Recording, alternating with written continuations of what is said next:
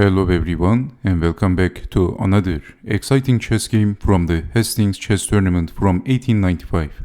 And in this chess game we have Harry Nelson Pillsbury with the white pieces, and his opponent is Siegbert Tarrasch, one of the strongest and one of the most favorite chess players in the whole chess tournament. Just like Mikhail Chigorin, and in the first round Pillsbury played with Mikhail Chigorin and he lost that game. And this time he is playing against Siegbert Tarrasch, but he put up a very good fight against Chigorin, which impressed many people because Pillsbury was an unknown chess player and one of the least favorite chess players in this chess tournament. And Siegbert Tarrasch, as I said, was one of the favorite players. So he played two of the big five in the first two rounds. Harry Nelson Pillsbury played one of the two players of the Big Five. The Big Five was like this: Emanuel Lesker, Wilhelm Steinitz, Siegbert Tarrasch, Chigorin, and Schlechter. So this was actually a little bit unlucky for Pillsbury, as there was more than 20 chess players competing in the tournament. And he already played Chigorin and now he is playing with Siegbert Tarrasch. This time Pillsbury has the white pieces. In the first round chess game, Pillsbury, when he played with Chigorin, he had the black pieces. So again, as I said before, Pillsbury was one of the least favorite players in the tournament. So if he can defeat Tarrasch, that would be a huge upset in the tournament. So on the other hand, Siegbert Tarrasch was actually a little bit overconfident chess player. They say he was a little bit arrogant. He even underestimated Emanuel Lesker at one point. So he most definitely underestimated Harry Nelson Pillsbury. He belittled his opponent. He thought he was going to win this very easily. No one was expecting much from Pillsbury. So Siegbert Tarrasch has the black pieces and Pillsbury starts the game with d4. In the round 2 chess game against Tarrasch in Hastings. We have d5, c4, queen's gambit, declined. Knight to c3, knight to f6, bishop out, knight out, rook to c1 and castling. e3, b6. Well, we check out one of the chess games of Pillsbury against a chess player named Lee, who was a strong strong chess master from England, and in that chess game we had a very similar position. So leaving the c6 square weak, Pillsbury immediately exploited the weakness, but in this position there is something different. We have bishop to d3.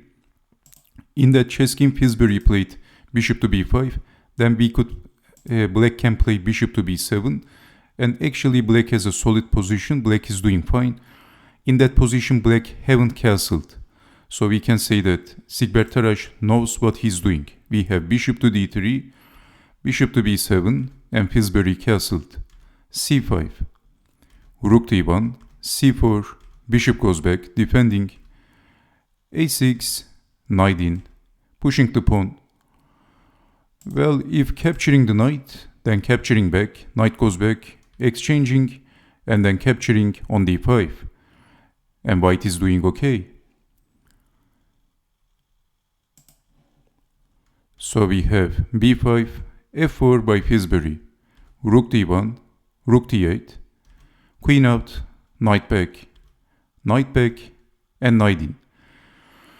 Well, Pillsbury decided to simplify the game and targeting the king, pushing the pawn, kicking the knight back, and obviously in this position Pillsbury is threatening to capture the pawn, that's check, and the g-pawn is pinned, so escaping king to h8. And pushing the pawn by Pillsbury, fixing the pawn, and black can never support his e-pawn with pushing the f-pawn, so we can say that black has a weakness on e4. Game continued, targeting the pawn, defending with the rook, doubling the rooks, rook up, and queen to d6. Tarrasch wants to visit on b4 and targeting the weakness of Pillsbury at the correct time. So we have queen to h4 and we have doubling the rooks.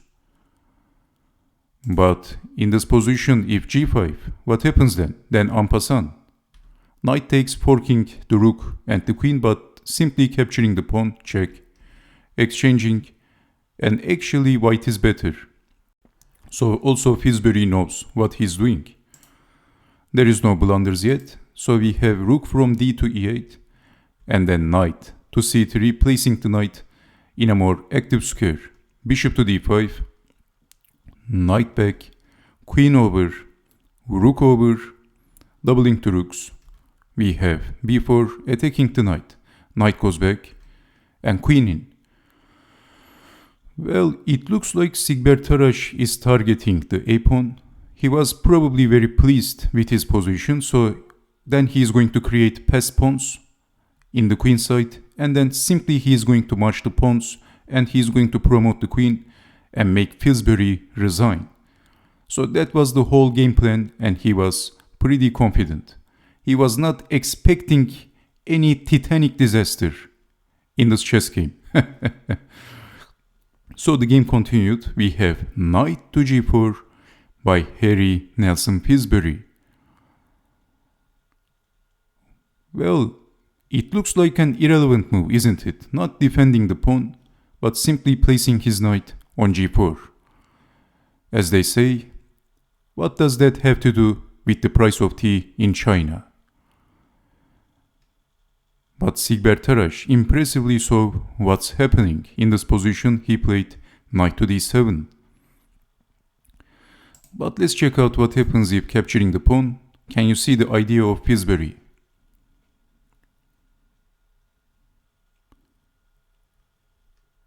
Then knight takes on f6. Sacrificing the knight is the idea.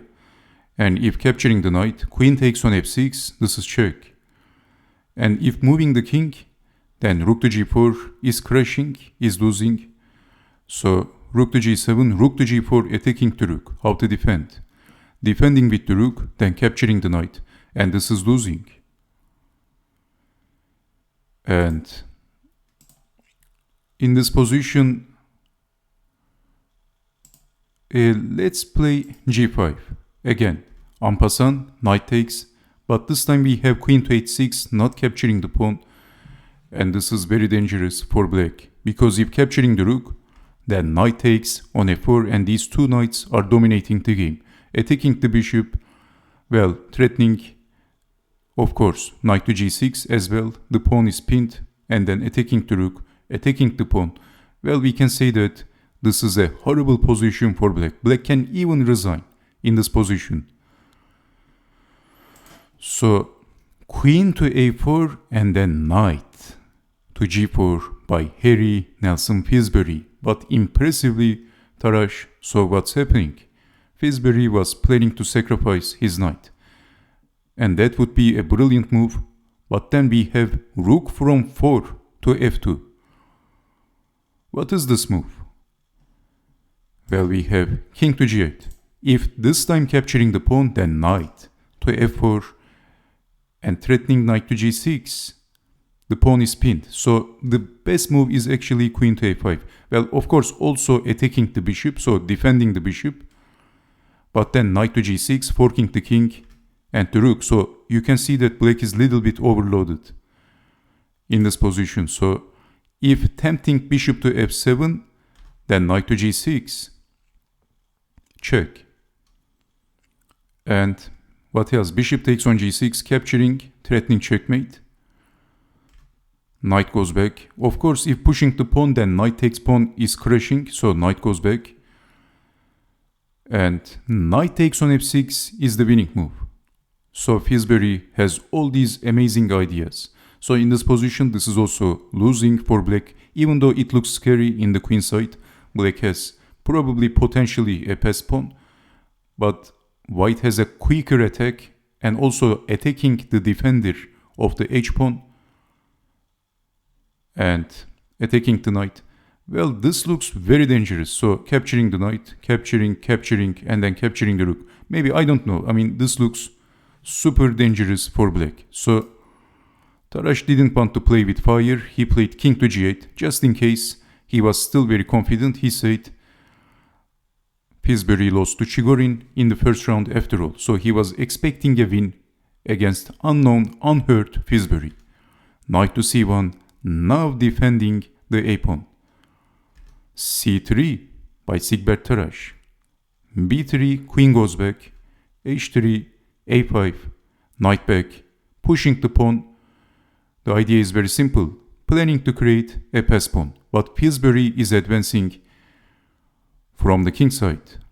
Tarrasch is attacking from the queen side, capturing the pawn and rook over, and now Tarrasch is planning to visit on a3 with the rook, and the bishop is targeting on b3, supporting the bishop with the rook. So this is the plan. Well, in this position, Pillsbury pushed the g-pawn, rook in, targeting the b-pawn. Knight to g4 by Harry Nelson Pillsbury. Bishop takes on b3, targeting the king with the rook, and we have king to h8.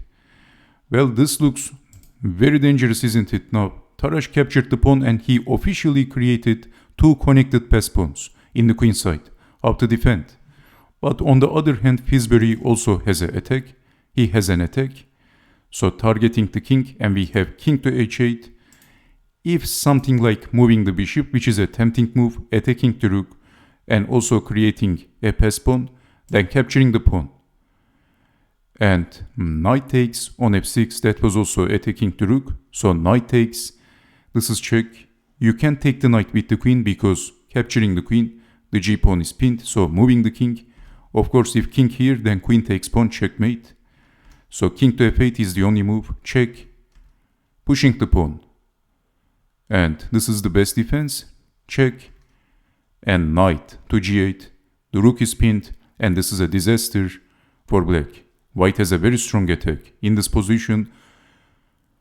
So you can see that rook to g2 was another sneaky and a very dangerous move by Harry Nelson Pillsbury. So this is why Tarrasch is defending before going back with the bishop, and then g takes on f6, and now Pillsbury captured the bishop, rook takes on b3, and then knight to h6, threatening checkmate.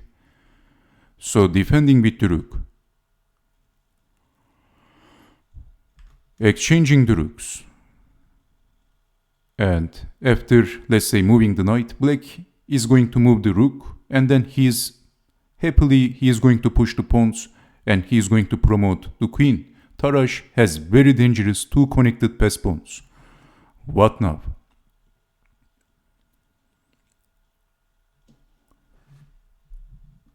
This is what Pillsbury did, sacrificing the knight for dragging the king in the h-file. So we have king takes on h6, but if moving the king back, of course not here, otherwise queen to g8 is checkmate. We have queen to g8 check, and then capturing the rook. Brilliant, isn't it? So in this position, after checking the king, basically Pillsbury sacrificed his knight. What was his idea?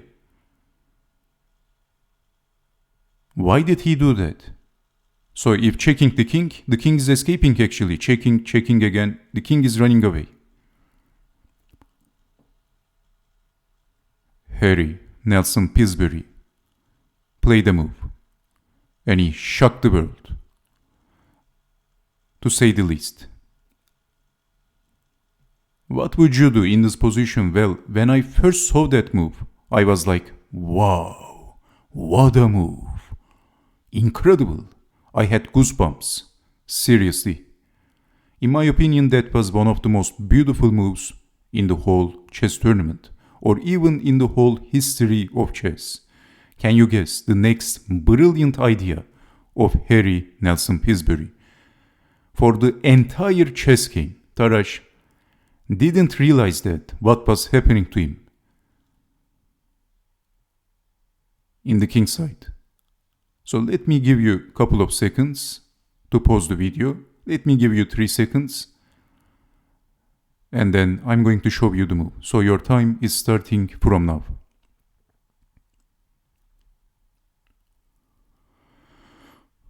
Okay, so in this position, Pillsbury played king to h1. This move is a brilliant move, ladies and gentlemen. So his idea is this: bringing the rook, sliding the rook over to g1. And how on earth are you going to defend the checkmate threat? Queen to h4, checkmate. Basically, there is no defense after rook to g1. So immediately we have queen to d5. Houston, we got a problem. But if I have to illustrate that, if pushing the c-pawn, then rook to g1, promoting the queen, checkmate. There is no defense, and black is getting checkmated. So, after king to h1, we have queen to d5. Here comes rook to g1. Capturing the pawn for defending with the queen, that's the idea. And Pillsbury checks the king. Only defense, queen to h5.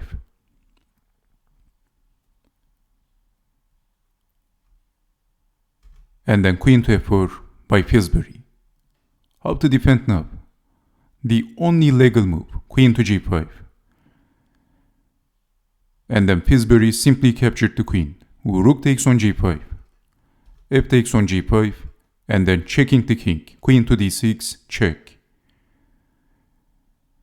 And king to h5 was played. But Pillsbury simply captured the knight. We have c2 by Siegbert Tarrasch. Still not resigning. Incredible, isn't it? But in this position, if king to h6, then checking the king and then capturing the rook, and this is all over for black.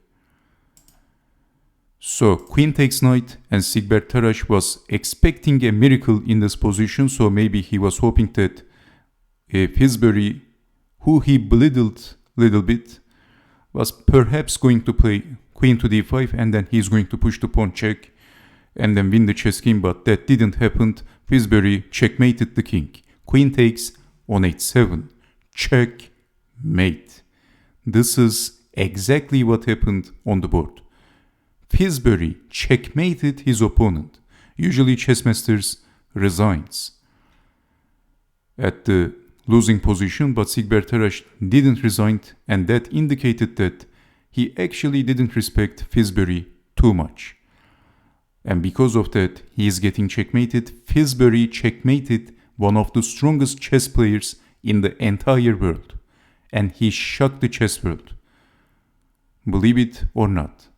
One of the biggest upsets, one of the most amazing chess games in the tournament. So Pillsbury scored his first point.